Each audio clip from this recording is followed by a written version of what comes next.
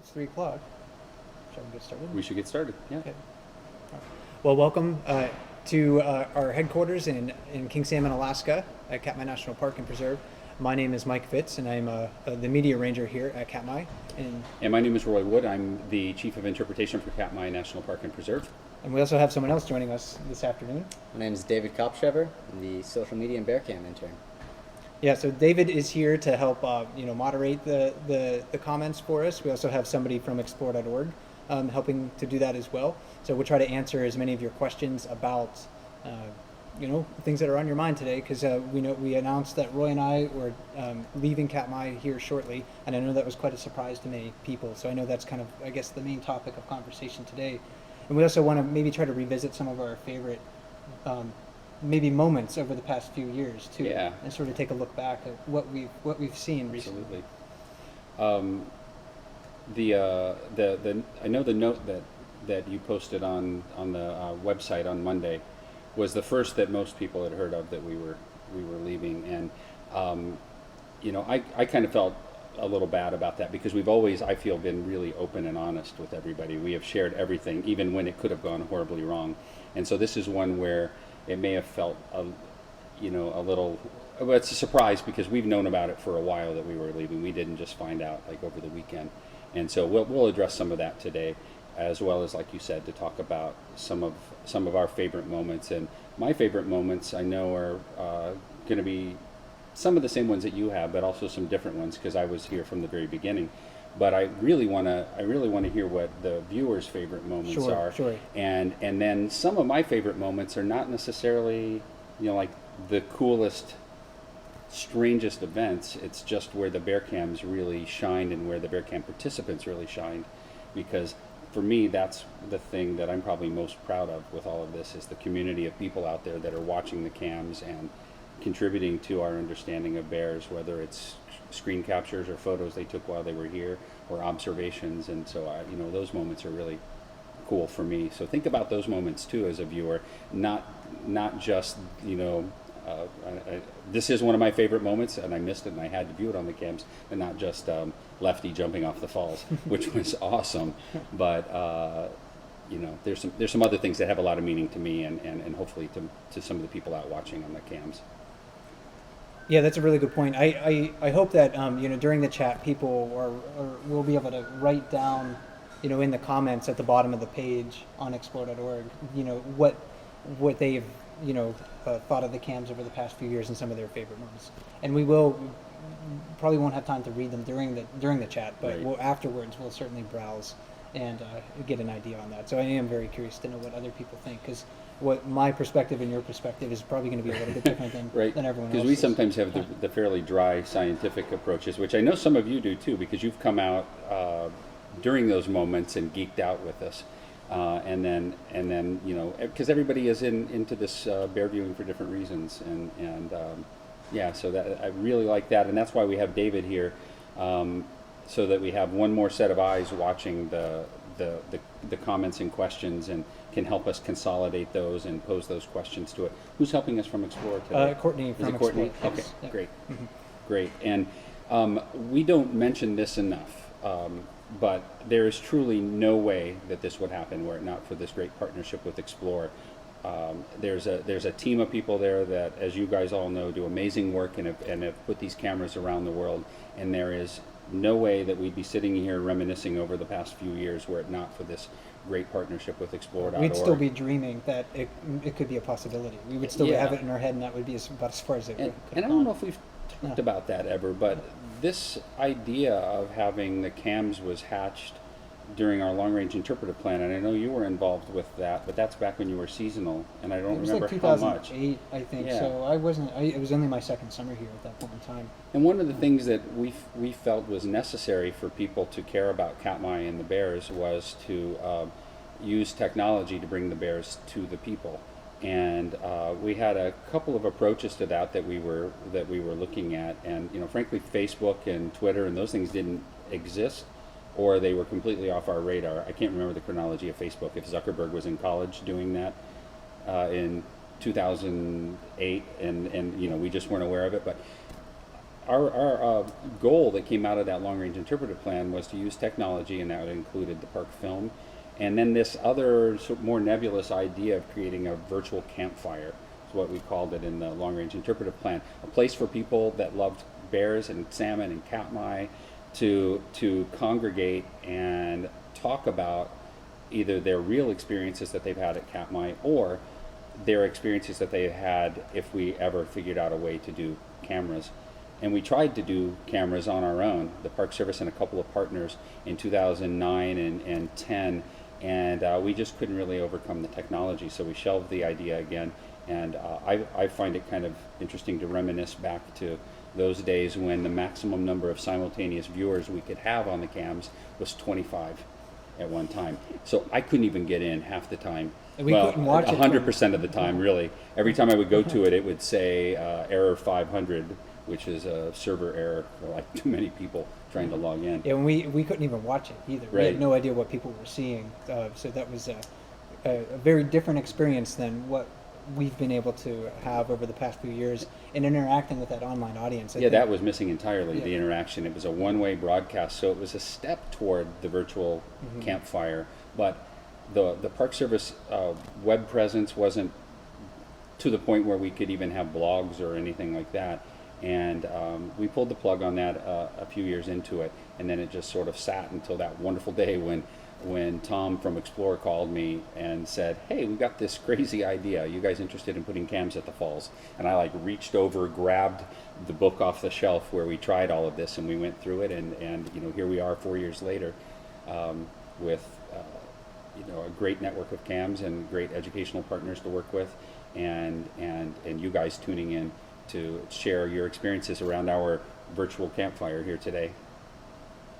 So I guess, I mean, we have a lot of questions rolling in, I think. And I can ramble forever, as you guys know. I can talk about nothing. So- And we didn't have any idea what we were talking about. Mike just came down a little while ago and said, what We are never we going to prepare. talk about? That's what we. That's our deep secret. We don't. This That's is not really true. But It's the first time, really, I think we haven't had an idea of what we were going to Yeah. talk about. Every other time we were like, we're going to talk about mothers and cubs. We're going to talk about the salmon arriving. We had a specific thing that we wanted to highlight that week and then answer questions. And this time, I don't know. As I said to Mike just right before we started, I've sort of been resisting thinking too much about this because it makes it real. yeah, it's a kind of that's it. You Mhm. know, once it happens. So.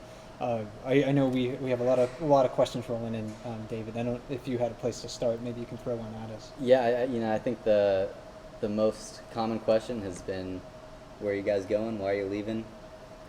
What We'll do you start mean by with choice? We'll start with, I guess, why, and I can start with why anyone leaves the Park Service. And sometimes people don't leave, but in the Park Service, when a job becomes vacant, people apply for it, and there's a lot of competition usually for those jobs, and people apply for the jobs that are either interesting to them or the location is interesting to them.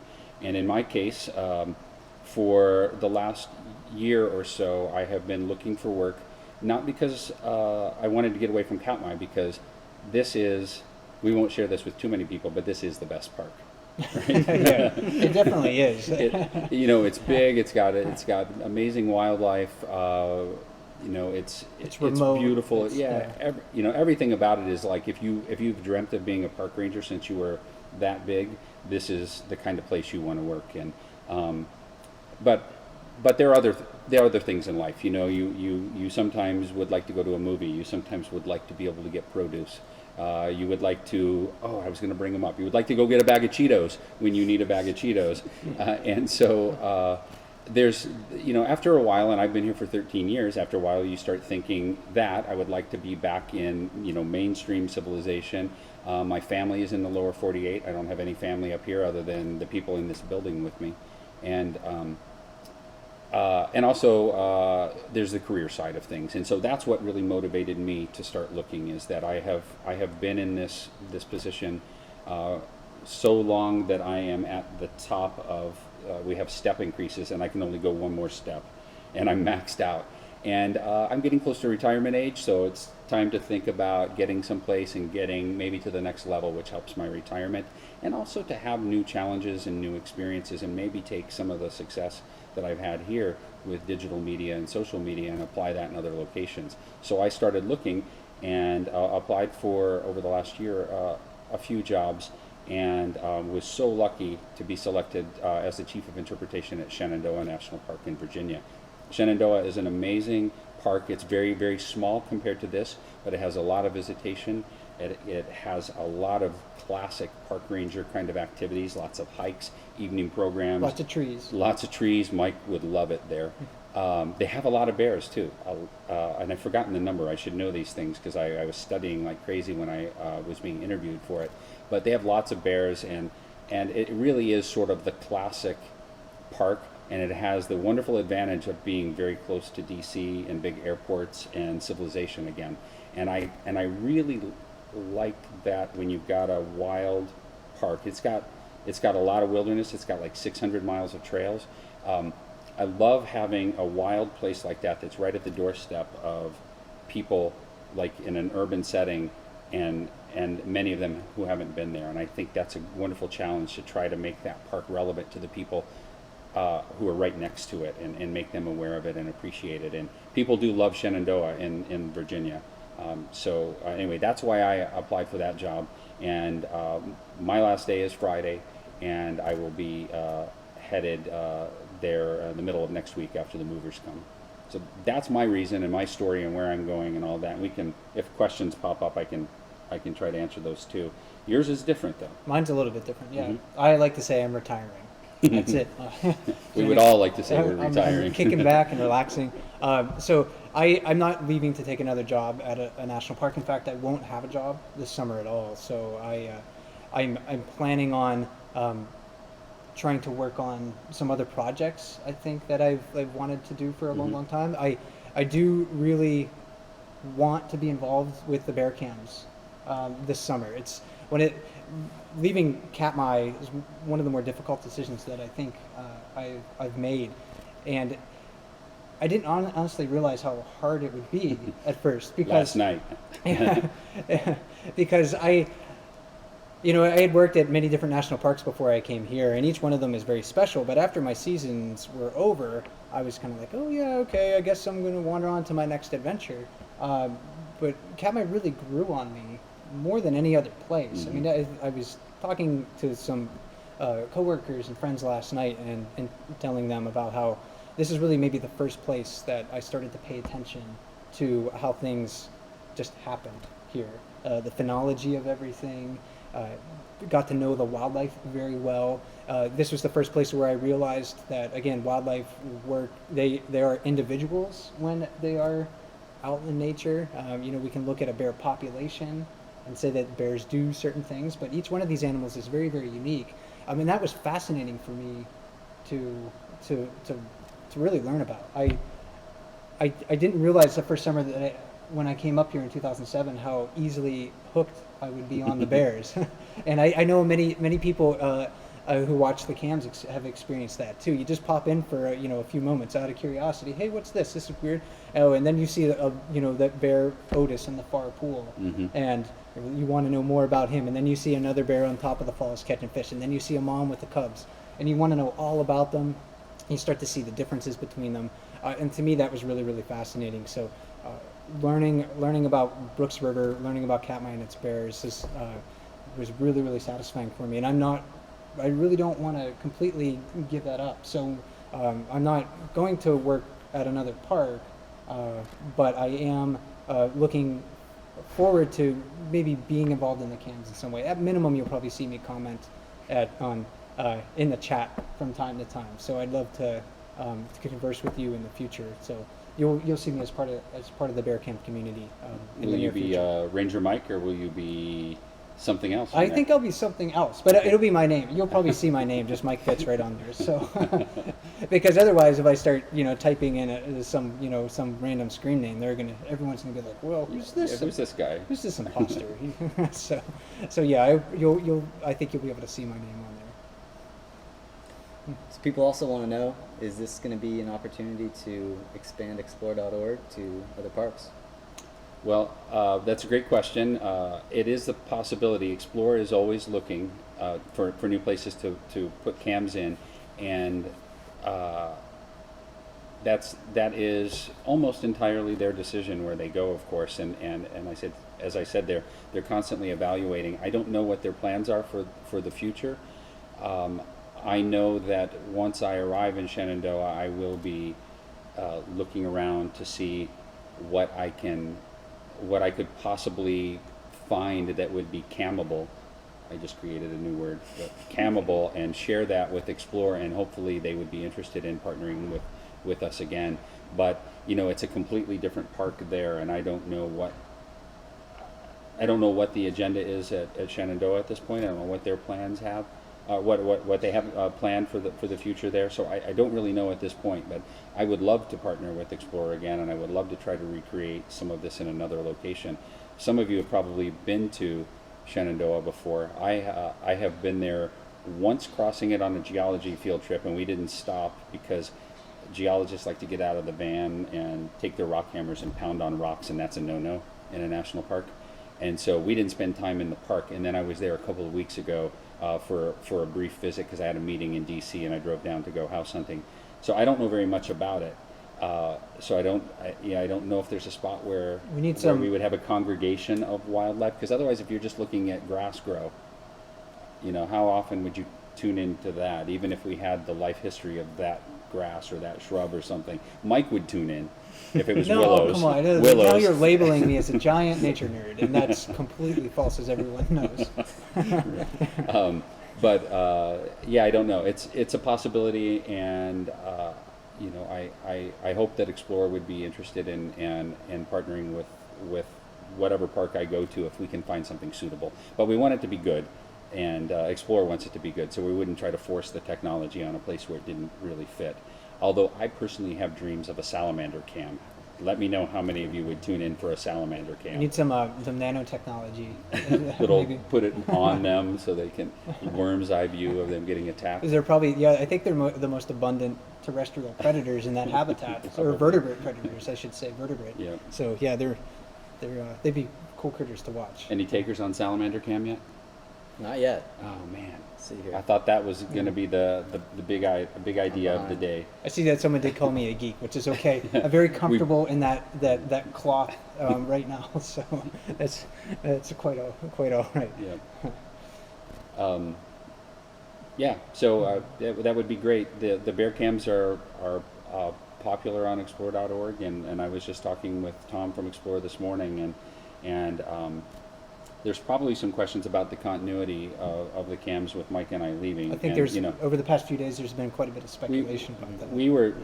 The whole agreement we have with Explore and the way we do things in the Park Service would make Mike and I really irrelevant in all of this anyway, because it's not us. It's never been about us, or it's always been about the bears and the park, and so the agreement is set up in a way that we will replace Mike, we will replace Roy, David is kind of replacing them for the short term, but everybody is mobile in the Park Service, and Explore.org knows that, and the agreement we have with them is a 10-year agreement, and we're only in year one of this we've now entered year two of this 10-year agreement.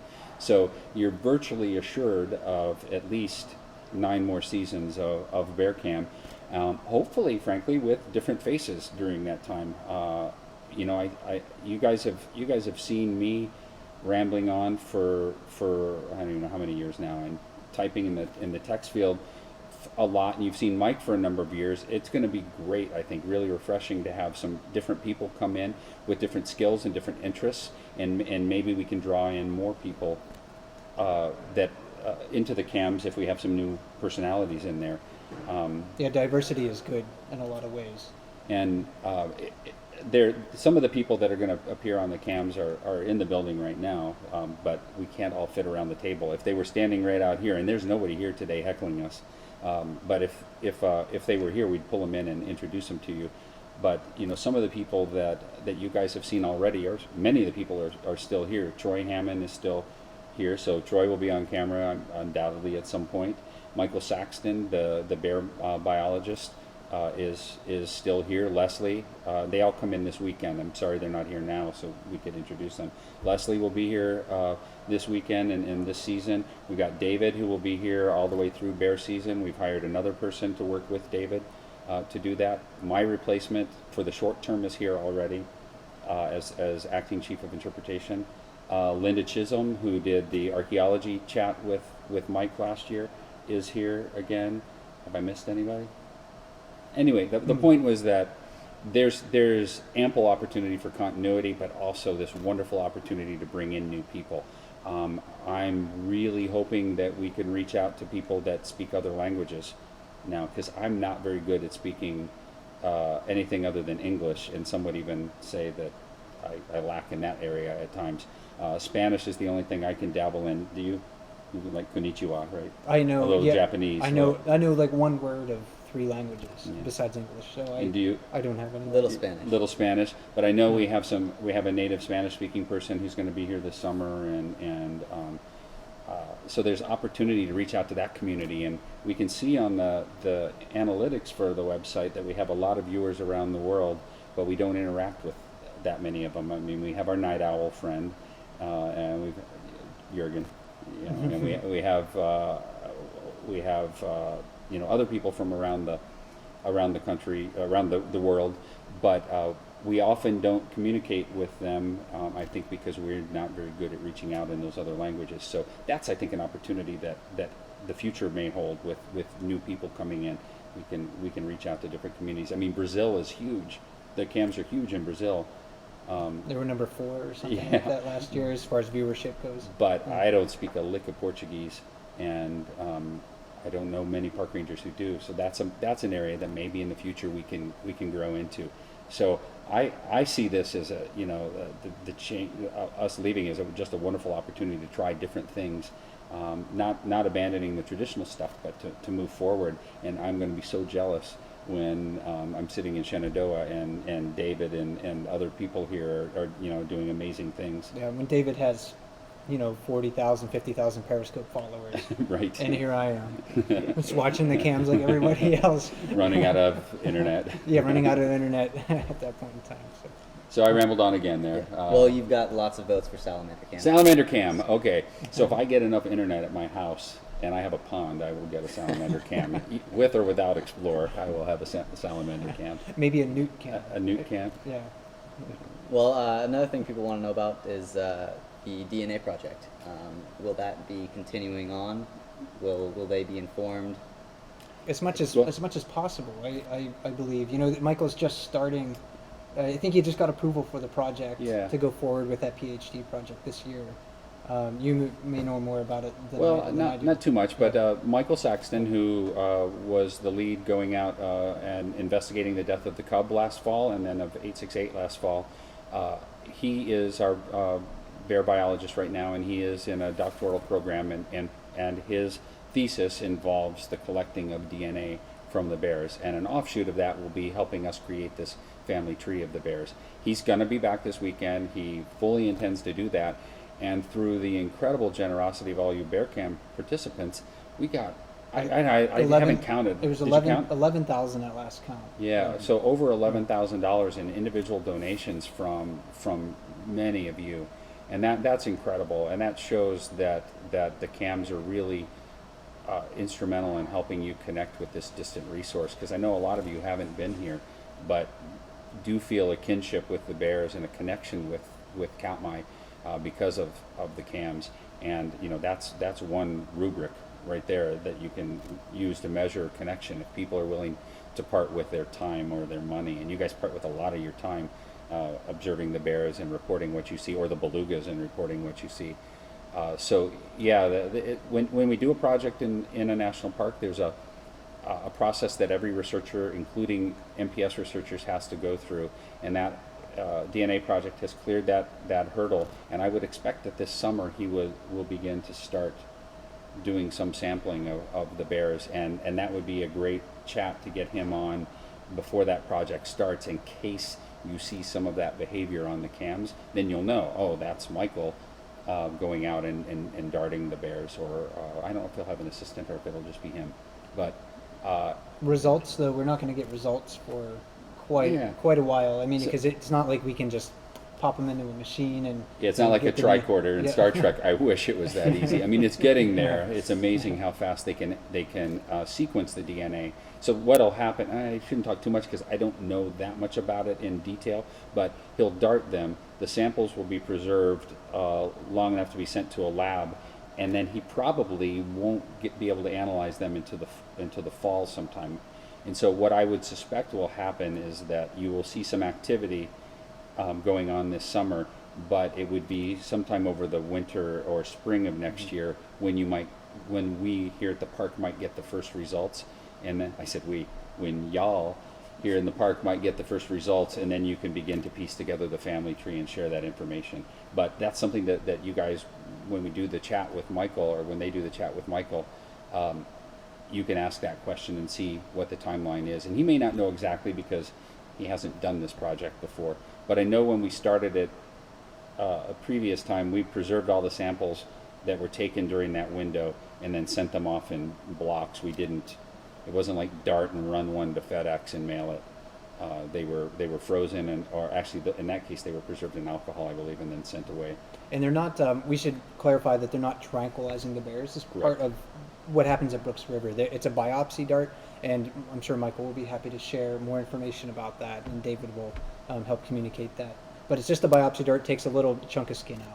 Yeah. That's as much as of the impact on the bears that will happen. at First Brooks River. time somebody, Yeah. when Tammy was doing that, she was describing to me this biopsy dart, and your first thought is like, oh my God, that's awful, that they're poking holes in the bears. But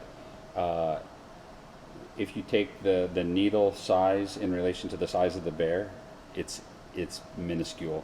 And some of you may have had biopsies taken before. You know, it's just a little plug of skin that they need to run the DNA, and these darts will hit them and pop back out and take just a little like Tic Tac size piece of skin, or a little longer.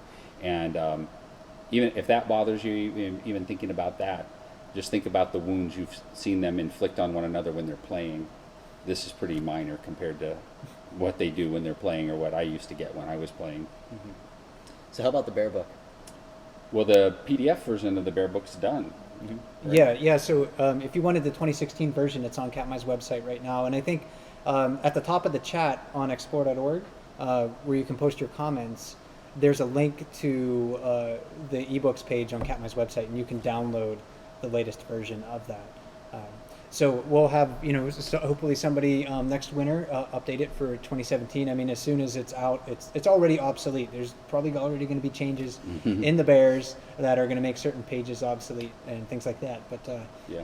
I know it was downloaded a few hundred times within just a day of me announcing it. So that's also been really satisfying to be able to share, what I know about the bears, and having so many people very eager to consume that information, and also having the audience being so willing to share their observations with us too. I mean, some of the things that I have up in the queue here is those are things that we would maybe miss, like the screen captures of some of the fish underwater, for instance, or there's one of a bear on the bridge too, I believe, and that one's really interesting. So all of these things that you're willing to share with us, that's been really, really great.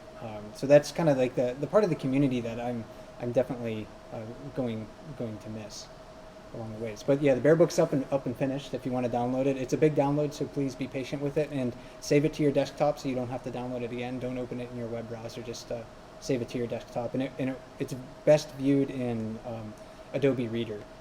Sometimes some of the other software that reads those PDF files, it may have some glitches here and there, especially with videos. But yeah, I'm glad you enjoyed it. Mm-hmm. And you've already mentioned that you'll be trying to continue to post on the message boards and participate in that. Roy, wondering if you'll be able to continue. I intend to. However, for the first 4 to 6 weeks I'm homeless. So I don't know what I will have as far as internet or access to anything. So with any luck, I will be in a place with internet, really fast internet, by the time the bear cams really kick in. And so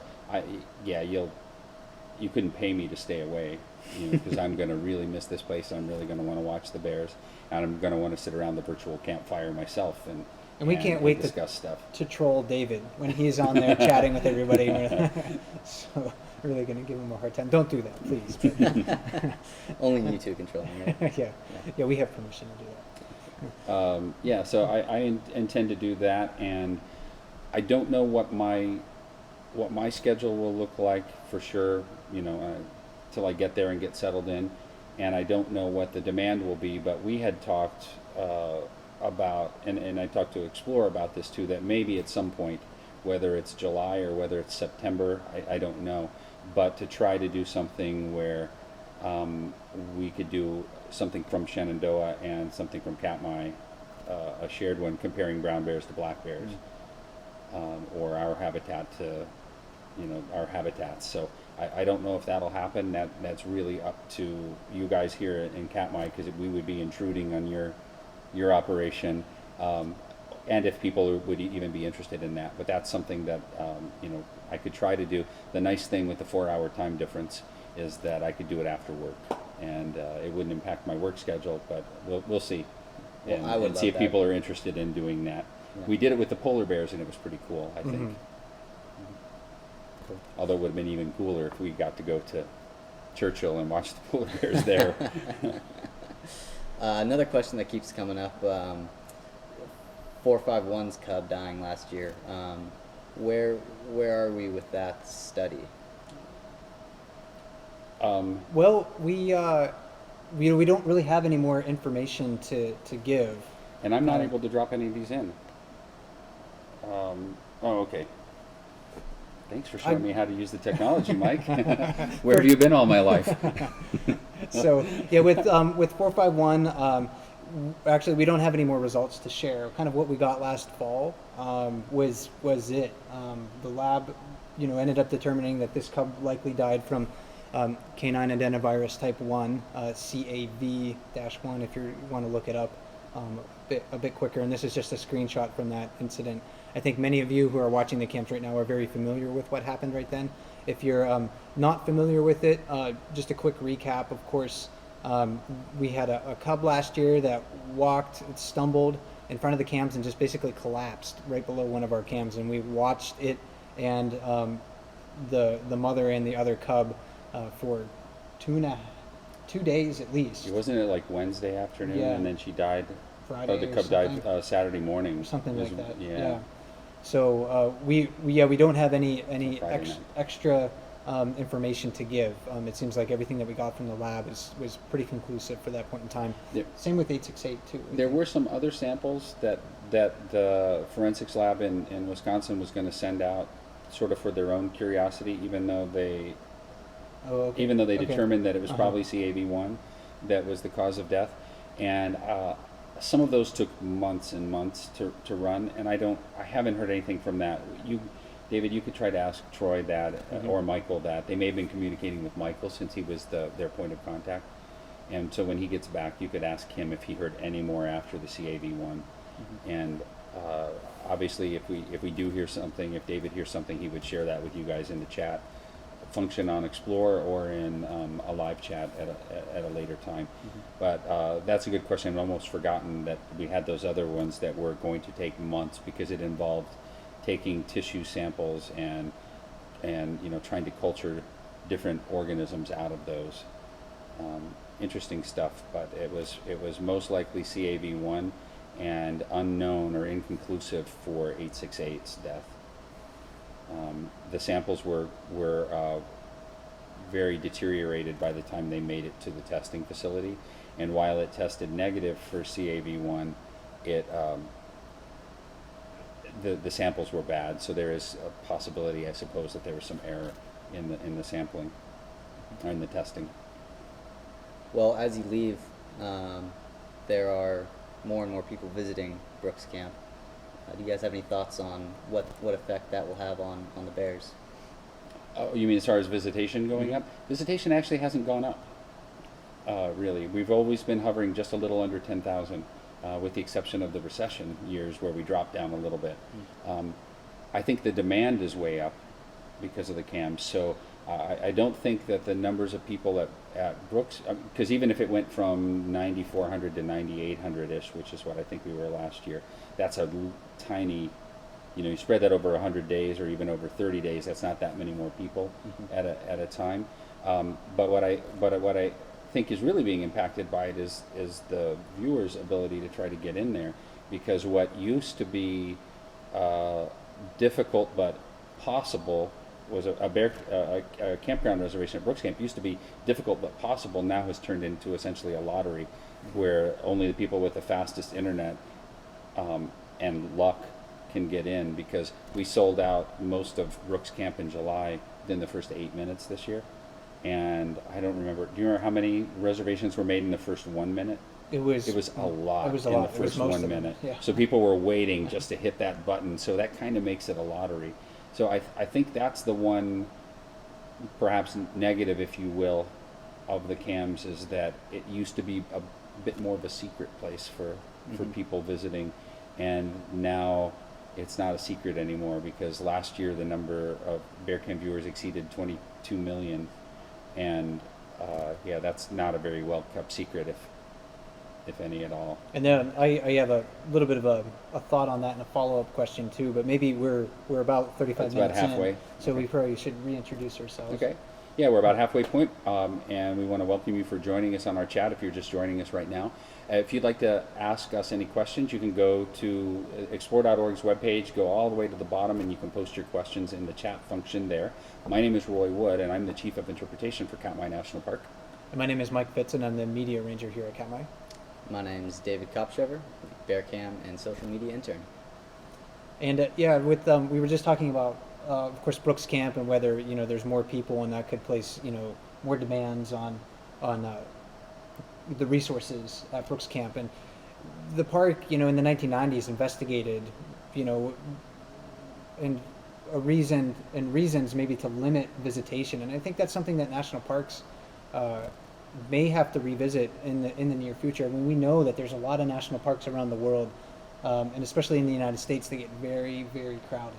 And what is the carrying capacity of those places, as far as from a resource protection standpoint, or just from a visitor experience standpoint? I mean, we could pack a lot of people into Brooks Camp, but if we put 1,000 people there a day, is the experience going to be high enough for to be enjoyable and to be a high quality experience? So those are a couple of things that you really have to balance. And I don't think I have the smarts or the expertise to really make that decision. And I would never really want to be saddled with that decision, because you're not going to be able to please anybody. That's going to be one of those decisions that one side of the spectrum is going to say you didn't go far enough, and then the other side of the spectrum says you went too far. So you would never really be able to satisfy everybody. But in the mid-1990s, the park did propose capping day use limits to Brooks River, and it's never been implemented. And we already have de facto overnight limits, because there's only so many beds in the lodge, and there's only so many spaces or spots in the campground for people. Yes. So that seems to be fairly accepted. But the day use limits is something that really many parks haven't trodden on. And they really haven't tried it. So I think that might be something in the future, because there are days at Brooks Camp where it really feels like rangers are kind of at their breaking point. I mean, we've all, in July, there's days where we're all really, really frazzled. Yep. I think at the end of the day, and it's been a very stressful day with bears everywhere and people everywhere. So there will be, I think, maybe some tough decisions coming up in the future, but that's not for Roy and I to make. We'll be very interested parties, and how that happens, of course, just like everyone who watches the camera. Yeah, and if you follow Katmai's webpage or any park's webpage that you're interested in, if you follow them and you check out their management section on there, you can see what projects or regulations they're proposing at that park, and you can comment on it, and you can make your feelings heard. And so every year, Katmai posts the regulation changes that we're proposing for the next year. Anytime we build something or remodel something or relocate something, we post that information on the website and invite you to provide your opinion. And at some point, we are going, in the coming years, we're going to be doing a plan that will affect operations at Brooks Camp, and that will be a great opportunity for cam viewers to weigh in, because the park will want to also incorporate the needs of the bear cam viewers as well, so that bear cam viewers have a quality experience, and not just the people that could make it here, who won the lottery and had the money and could get a plane flight out here. And I think that's one of the really important things for managers in the future to consider, is that the people, the online audience, I consider the online audience to be just as important as anybody who's on the ground at Brooks Camp. I mean, I know that people who watch the camps have had very strong connections to the bears and to Katmai and become stewards of this place, actually beyond sort of my expectations and what I first imagined. So anytime that we are planning changes to Katmai, I mean, we have to think about, I think, the people around the world who care about this place too. Absolutely. And how that impacts their experience. All right, well, moving towards your favorite moments on the bear cams, who are some of your favorite bears? I've always tiptoed around the answer to that question. Can we get it out of you this time? Can we get it out of me That's this your time? last time. No, I'm gonna stick. Are with, you ticklish? I'm gonna stick with what Stick to your guns? Yeah, stick to my Tulip guns. poplar. What I've said before. Yeah, I like to watch certain bears. There are bears that I think if we don't see them at Brooks Camp in the future, Brooks Camp really won't be the same, and they will be missed. I think for many different reasons. Like when 410, one day she's not going to come back to Brooks River, and Brooks River will not be the same without that bear. 409 is another one like that.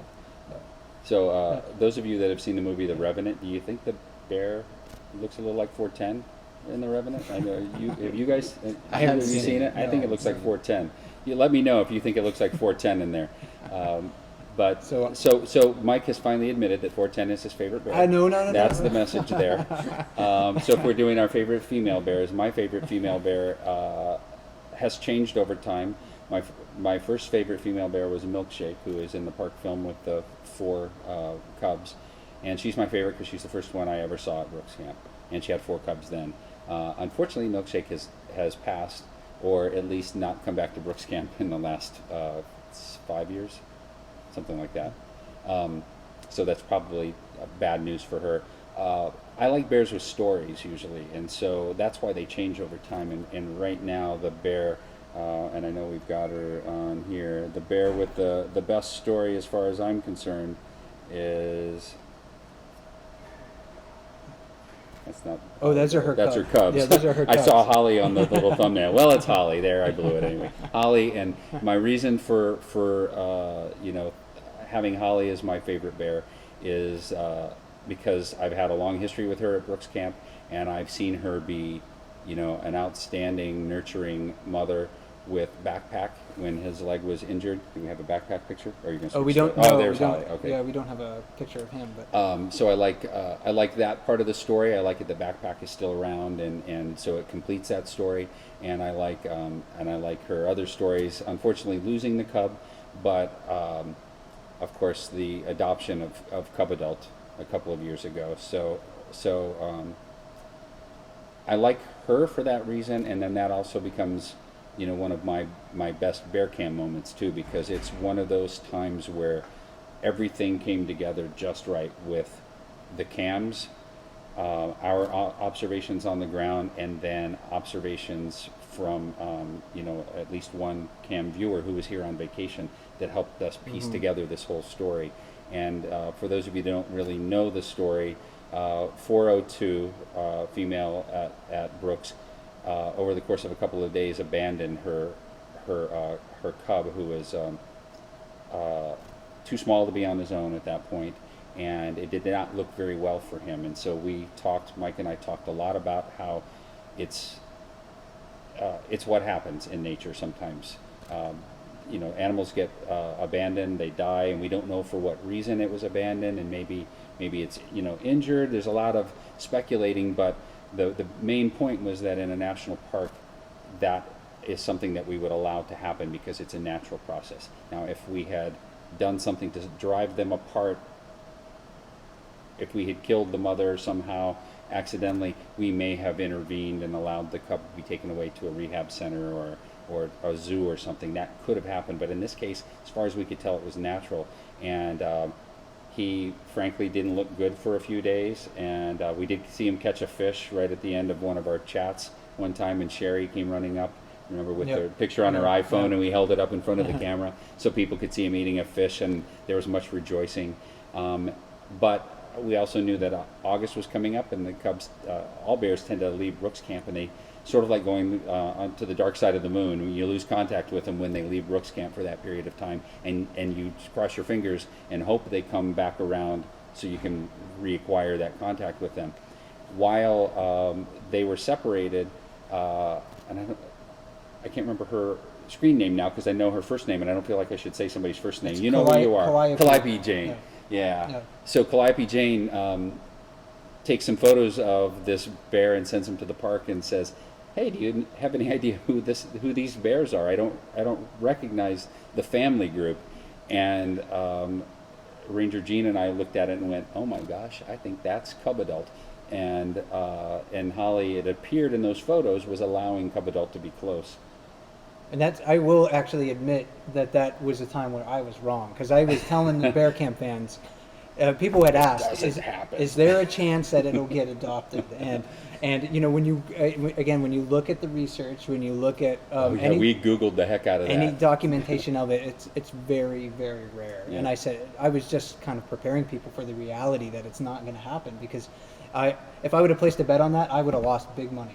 Definitely, I would have lost big money on that. And since 'cause- Holly was my yeah. favorite bear, I knew. Oh, yeah, of course she did. I knew she was taking care of Cub Adult. So yeah, I was certainly idea. wrong in that instance, but that was yeah, one of my favorite sort of moments too. To And then I see loved it. how that very sort of unique story came together. But Yeah. remember, even when they came back together, they came back from the dark side of the moon and they were walking out on the spit. You're like, I'll believe it when she nurses. You are still Still in the knock. grumpy scientists. Sometimes sticking it takes a while to change your mind, and I have an open mind towards bear adoption now. So, Never look at and the- then I don't the- remember. It was the next day or whatever. You're like, I give up. It happened. It yeah. happened. So Yeah. that I think was phenomenal, and the Bear Cam participants got to see it almost in real time happen. And Calliope Jane helped us fill in that black hole on that trip of hers, and see that they were traveling together during that period of time when we couldn't see them at Brooks Camp. And so to me that gets back again to the community and the willingness to share, because she didn't have to share those photos with us, and we would not have known that if she hadn't done that.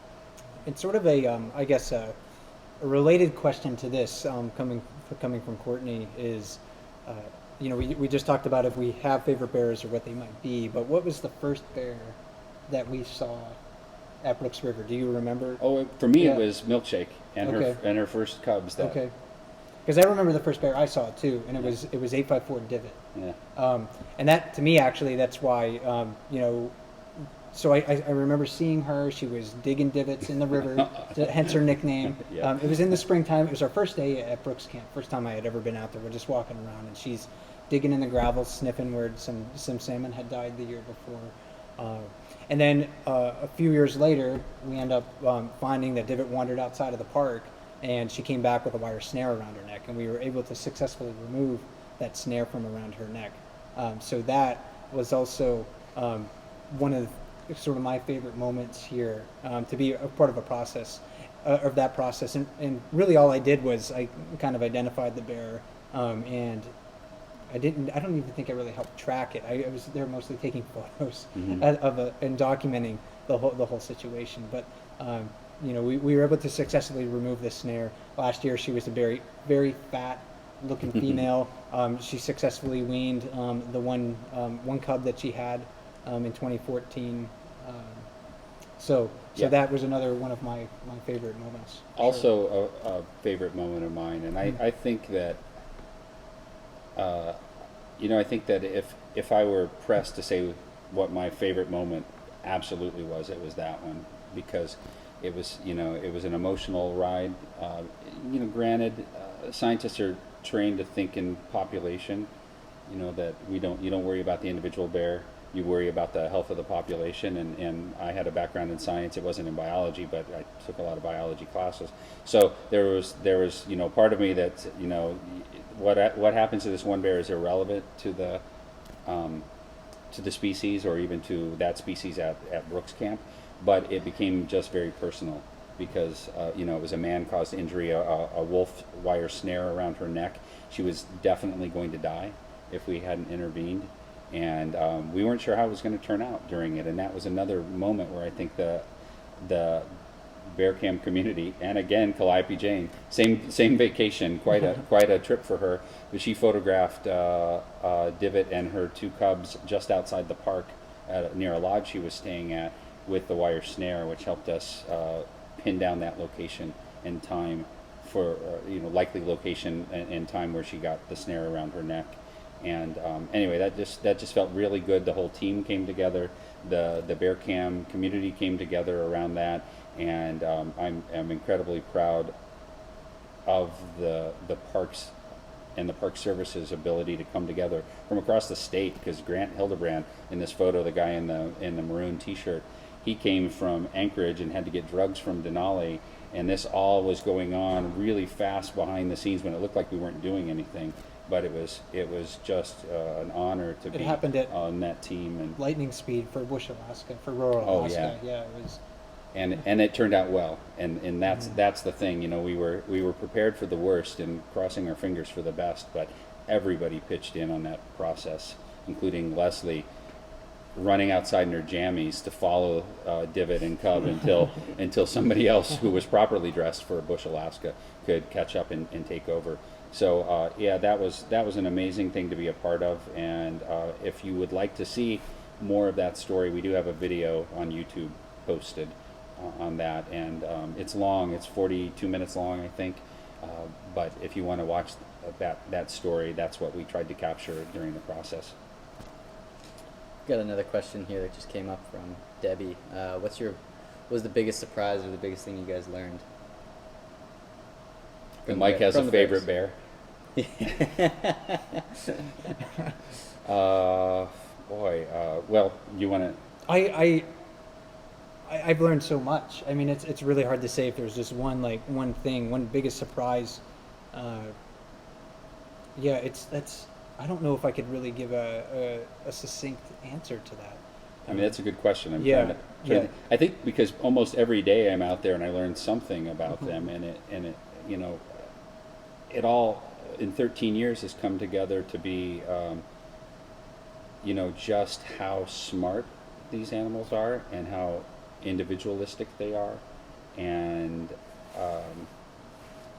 you know, that to me, that combination, because I'd been around bears in Yellowstone before, and I'd been around grizzly and black bears there, but I didn't really ever get to know any of them as individuals, partly out of, you know, some fear, which is keep your distance. Which is keep your distance in Yellowstone, and, you know, greater distance. It's you know, I had those concerns, but you aren't presented with the opportunities that you have at Brooks Camp.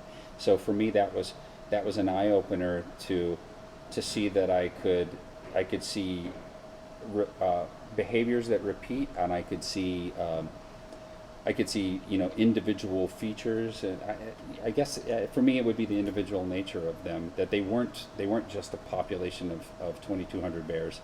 They were 22 members of this community of which I was a part, and you know, again, honored to be able to spend time with them at Brooks. Get to wonder who's chewing on my house this morning, and Yeah. I think I was surprised every year that I was out there by something. My first year, I was really surprised, I think, just by the spectacle of things. That watching the salmon at the waterfall, watching the bears fish there. I was very surprised again by the individuality of the bears and getting to know the bears on that level. I was also surprised, I guess in a way, and this is probably true of everywhere in the world, but I was surprised by how much I could learn if I just really watched and I paid attention to what was going on around me. So that was a big lesson for me to learn over time. All of these different things, though, like the cub adoption, even seeing something like a bear jump off the waterfall. I mean, every year I think there's something that's so surprising that you like say you think you've seen it all and you haven't seen it all, or bears recover from really horrific injuries and think that they're not going to survive. But yeah, this is one of our, I think, sort of favorite moments from last year, and that's something I just took with my point and shoot camera up at the falls, and that's slow-mo version, of course, but that was a nice dive, nice belly flop from 775 lefty. And I know many of you watched that night as he did it over and over and over again. And I was not out at Brooks when he showed up and was trying to figure out how to fish the falls. But again, it gets to that individual nature. This was a bear that was figuring this out, perhaps his first time. There he goes again. First time ever there. And he did this how long? He did it several times, and then he settled down. He became, I guess, more seasoned at fishing at the falls very quickly, and his behavior really showed. It was another great example of how quick learners they are. Mm-hmm. 775 is not a young bear. He's not like a cub, so he's, you can't teach an old bear new tricks. That's certainly 100% true, because he didn't really seem like he knew how to fish when he first got there last July. And then at the falls. Did he learn by watching the good people? Or the good bears? Was he processing that and Yeah. I mean, so we won't be able to ask him. That would be a fascinating question to ask. But yeah, he learned very quickly, and he didn't need to take belly flops off the falls. He learned to catch fish on the lip, and still steal fish. But that's a technique that I think most bears. It's also a good technique. Yeah, can be. happen to know. Well, we're starting to run out of time, but we've got another good question here. Might stump you. Do you have any speculation on changes in the bear hierarchy for the upcoming year? Well, we've seen Lurch maybe get past his prime now, so it'll be interesting to see how that proceeds this year. Yeah, and 856, he's been dominant since at least 2013, maybe 2012 too. And that was the one summer that I missed, so I don't have notes from that year. But people told me he was the most dominant bear. Number 24, BB, who we haven't seen in quite a few years, he was, documented, I think, to be one of the more dominant bears, if not the most dominant bear in the late 1990s, and he was still the most dominant bear that we saw on a regular basis when I first got here in 2007. So it's quite possible that 856 could have a very long reign of success in being a very dominant bear. But each year, again, there's competition from younger bears that are looking to take their place in the hierarchy. They want your place, they want your fishing spot, they want your mates, they want to sire their genes. So that's a very fascinating thing. And each year at the beginning of the season, when the bears first start to arrive, that's the thing that I want to see the most. I don't want to see the bear catching a fish on the waterfall. I want to see them interacting with one another to see how that hierarchy plays out. And that's one of the things that when I tune into the cam this year, that I'm really going to try to watch. People ask us all the time about when's the best time to come, and Mike and I pretty much agree on this, and so we'll share the secret with you. The best time to come is the last week in June and the first week in July. Maybe not the most bears at the falls, but definitely I think the most interaction between bears. And every day there's the potential that a new bear is coming up, and you get to see them try to find their place at the falls and a place at the lower river, and for us that's the most interesting time. As you said, the middle of July when it's a bear catching another fish. If they've caught 40 fish in an hour, that's interesting. We'll make note of that. But it really is that teasing out of the hierarchy when they first arrive, and when they're just so eager to get their first fish of the year. That behavior is the most fun. There were actually a couple questions about me, and I've always, I guess I should say, and I think many cam viewers probably realize that I've always struggled sort of revealing anything about my personal life. And I keep picking at you till you're at the breaking point. Come on, Mike. Tell us the truth. I was going to avoid those. But when one was attached to a compliment, they liked the bear book a lot, and they were kind of wondering about if I would consider writing in the future, and that is one of the projects that I really plan on working for. I have nothing set in stone at this point in time, but I do, when some of my time away from the Park Service, I do plan to maybe pursue some writing projects. So if anyone's curious about that, that's what I will be doing from an undisclosed location in the middle of the wilderness. Next time you see me come out, I'll have this giant beard. It'll take me 15 years to grow. I'll emerge this great sage. So, yeah. So if you're curious about that, I think it'll be fun to maybe meet some, for me to maybe meet some CAM people that come to Shenandoah and see me there, because I know some of you from chatting with you over the years are not real keen on flying in little airplanes. So now you just have to drive, and maybe some of you are already in that area. And if you're visiting the park, it'd be great to say hi. Probably have to introduce yourselves by your screen names, because that's often all I know of you. And I still call some of the people that are working here. I still want to call them their screen names sometimes. Like, Oh, sure, that's sure. my dog's name. You know? And you know who we're Sorry. Well, you know who we're talking about if you're watching right now. There's a question for David though. No, good. We had to put him on the hook at least once. So can David give us a short background on himself? Well, the most recent place I just came from was Missoula, Montana. So I got to see some brown bears there, but they're much smaller than the bears I'll be seeing out of Brooks. To be completely honest, I hadn't heard of the bear cam before I applied to this position. So it's been a rush of learning and excitement, and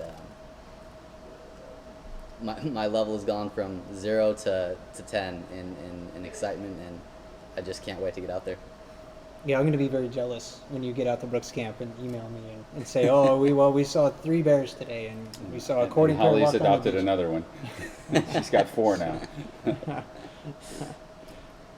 I think one more thing that I want to mention, I think before we go is, again, how great it was to share, Brooks River with the world. That to me has been really, really special. And it was probably the first time in my career where I really felt like I was making a difference in people's lives and towards national parks. And of course, that happens for rangers all over the place, when you're talking with someone face to face. But we don't usually get the repeat interactions with people. We don't get to converse with them more than, during a program for an hour or so. Mm-hmm. And then they leave. Or maybe they come back the next year. Maybe the same rangers are at that park. Maybe we've moved on to different places. It's just very rare for us to actually have this interaction with everybody, and that to me has been extremely valuable, and everyone's willingness to share certain things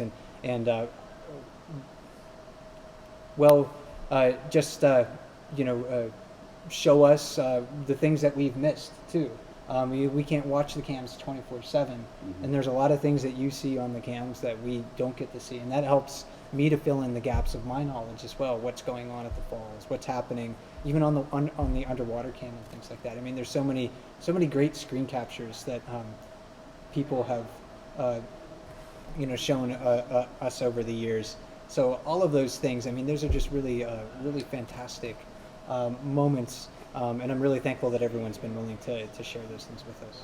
And if we had been willing to commit to actually leaving earlier, we would have contacted, I think, some people and like Donna T. Bennett, and asked to post some of her images up here, and others too, because you guys are definitely inspired by the bears in the park, and are sharing artwork that you've done, and the cartoons that you've done, and yeah, the poetry the and Photoshops songs. Actually are some of the best things that I have. Which one's me? I'm not really sure. I know The there's drooling one. big fat one is me. There's You're one. the cub. Yeah, there's one with us and I think Jurgen, the 3 amigos. Oh yeah.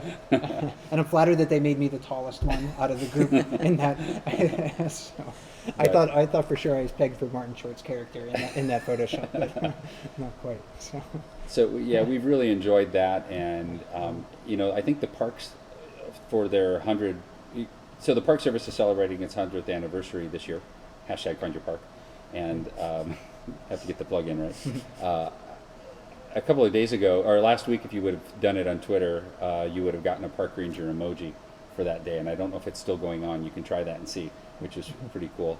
But for 100 plus years of there being national parks, people have been inspired by these places and shared that inspiration by photography and song and painting and sculpture, and I think that's happening with all of Explorer's cams around the world too, is that people are connecting with these distant places and sharing that connection via technology of today.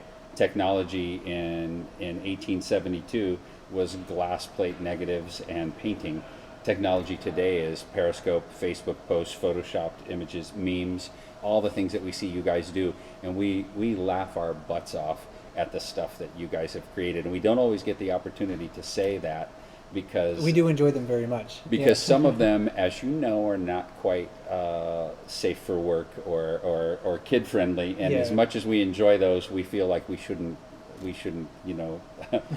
post those and drop those into what we're doing. I should switch off of that now. We have saved quite. But we a have few. saved them, Yeah, and yeah. we enjoy them, and we shared a lot of them with David when he first got here, and others, to show that that's another way you can measure people's engagement with the park and their desire to be stewards is when they have those other connections like that, and so that has just been so much fun to watch. So keep those up, and I know I'll be looking for those, and Mike will be looking for those, and when they're safe for work, we'll share them if you allow it.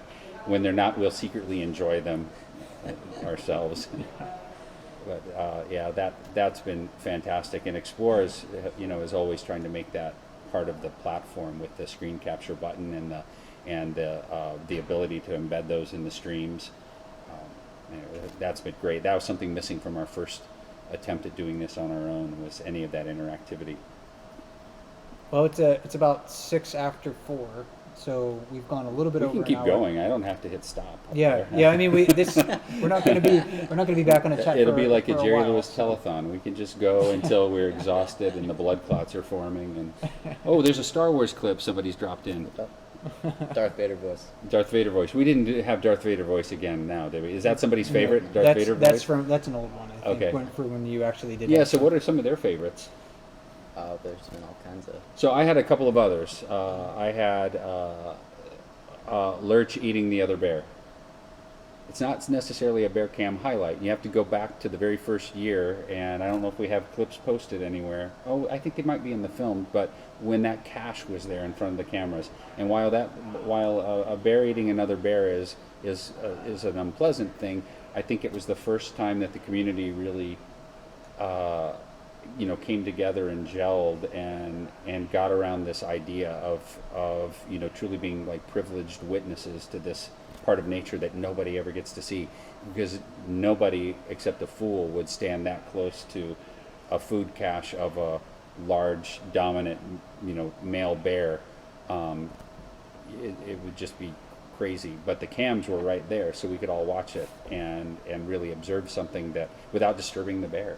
And, he was probably oblivious to it and the whole time. So that was, I think, a really phenomenal experience to be a part of. And there's no clip of that on here for No, me to pull from. I didn't have any screenshots of that, but I know many of you have screenshots of that from 2012, But, fall 2012. yeah, that was awesome. I had the others that were on here.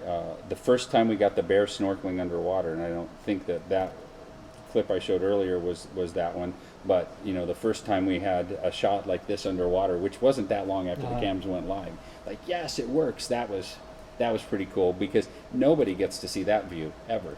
The underwater cams actually, I think, been my favorite cam to watch when I'm not out at the river, because I can go to the platform, and I've said this before, I can go to the falls, when I'm out there in July, and I did almost every night last year. I went, almost 3-4 weeks straight without a break, except when you make me go to mandatory meetings at night. I think that broke my streak. Once a year.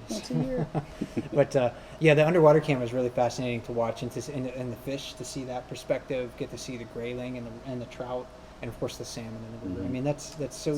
Duck legs. Yeah. And they paddle by. So that stuff is just really, really neat. Anybody post their favorites that you can see? That's favorite screenshots. Oh no, just favorite moments. Are there any in there that are different from what we've said?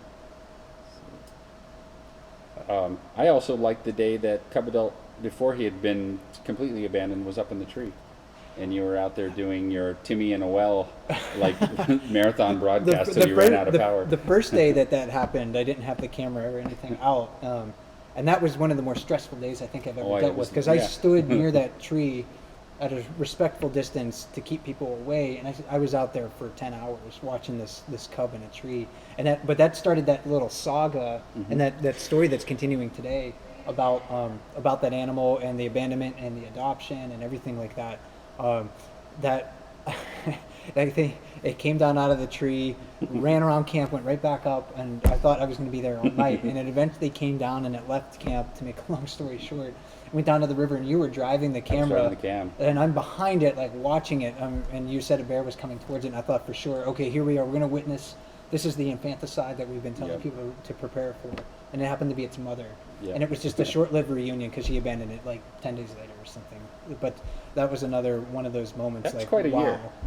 there was a lot of stuff going on that year. That was quite a year. There were pictures of me at the end of that day, and I think my hair is just like Because- just really in a. Wasn't it like just 2 nuts. days before that Tundra was found? That was the same too? day. Or the That- same that day, was the right? same Because it was day. that meeting, and they had to Yeah. leave to go.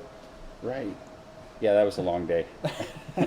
Longest day of work for me, I think I've ever had. And relatively speaking, I know many people have very tough days at their office, but that was again a fascinating is- experience. is- I can reflect on it now and think, wow, that was really kind of incredible to see that whole story progress the way it had. As Donna T. Bennett would say, #Ranger problems Yep. for that one. Yeah, rough. A whole day of watching amazing spectacles. Sorry you were tired. So we got some favorite moments Okay. here. Backpack on his rock. Oh yeah. Day after day. So, Backpack's my favorite male bear right now. 451 and her cubs last fall. Staying together. I can say my favorite, I think, are the favorite of my live chats that I've done have been the ones where we've been in the river doing fun things. I know last year I did one with Ranger Landis. Yep. And he is not working for Katmai. I don't know if we should reveal where he's working at, but he's in a national park in the southwestern United States. At an So- undisclosed location. so, but that one we did one last year. That was a lot of fun. And strangely enough, the ones where we have the most potential for disaster, as far as like falling in the river and frying all of our equipment, those ones have gone the most smooth. I think there was some glitches the first time we went into the river with sound. Yeah. In 2013, I think when we went into the river And- and did that. But those have been those were really Those fun. would be my favorite moments Yeah. if you had fallen in. But you didn't fall in. There's so. one. I think this one here. That one. I think. Oh yeah. Yeah, that one Photoshop that people did, and you look terrible in this. I must have. I don't know what happened to you. That was one of those moments where we didn't quite have the resolution of the screen worked out right, so we were kind of stretched because my head is not that square. Is that why my shoulders look so broad? Yes. But this is one of my favorite Photoshops where I was over in the far pool talking about Otis's spot. We've kind of nicknamed his office. Yep. And then we got out of the river because a bear was coming, and we concluded the chat up on the falls platform. And then Otis or another bear came down shortly afterwards and sat in that spot. And somebody and I apologize, I can't remember who had done this, but this was really fantastic to see the scale, because I can walk around in the river and you really don't, without a bear next to me, it might be hard to really Yep. envision how big I am compared to the animal, or how large the animals actually are. And I think that graphic really illustrated it well, where they That was pretty cool. they just pasted those right on top of one another. So that was really, really neat, and that's been one of my favorite Photoshops. We've used that a lot in like talking about the cams and training about them. And I was kidding before that I don't have to hit stop.